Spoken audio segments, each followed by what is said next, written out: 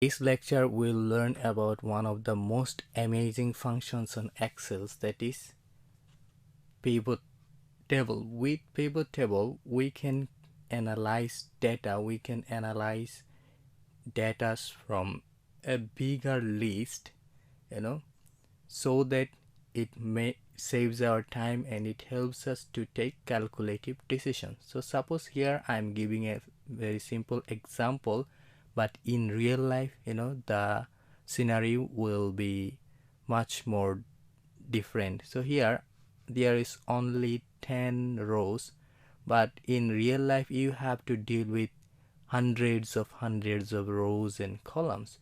So here, suppose you are working in an organization that has 6,000 employees or 5,000 employees, and you need to analyze the performance of those persons. You need to analyze data from that sources. So how will you do this? Previously it took months after months to take these sorts of analysis, but now with the Excel, it's very easy. Within a few seconds you can analyze these sorts of data. So from here we are seeing the salesperson's name here, the order amount, order date, order ID, product, and the countries that are being selling. So make sure that there is no empty cells and the title on the upper rows of the worksheet. So here we will select the data that we will make pivot table. So pivot table, from insert we will go to the pivot table, and pivot table here, then it will show that the range of the data, and after that we will click OK. So in a new worksheet, we will see that there is in the left side is a pivot table placeholder, in the right side there is a pivot table field. So here you can move these pivot table fields wherever you want, and then here field name. So by ticking the field names, we can sort out these data very easily. We can take calculative decisions from this data. It's amazing. So look, now we will click on the salesperson. So in the row, here it's not the column, here it's the row. Under row you can see that this is salesperson's name in alphabetical order. So here is the row in pivot table.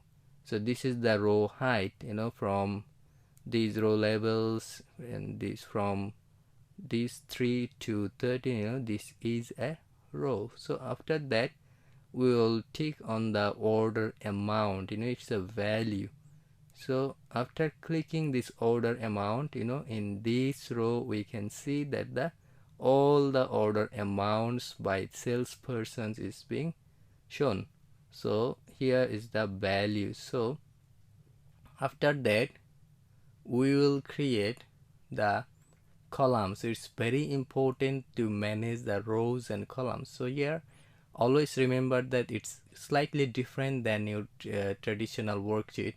So in pivot table, this is called the row and row height, and then we will select the we want to see the products here in this column. So we will drag product in the columns, so we can see within a matter of seconds we can see that which salesperson sold which product and how much, and by each salespersons how much is the grand total. And suppose like here jeans, there is 2 salespersons, that grand total of jeans is 27500.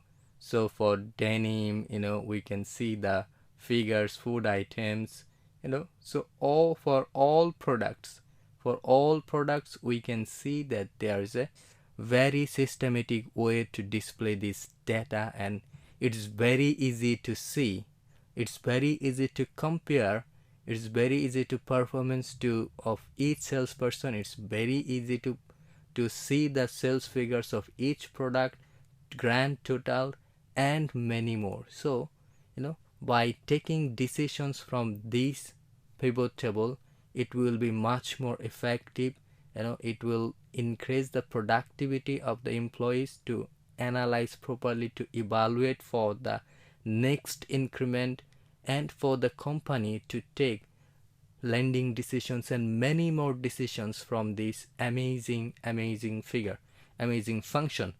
So here we can see that there's a pivot table analyze under the menu bar. So here we can change the design. So I'm clicking here. By clicking in different ways, we can see that how the designs has been changed.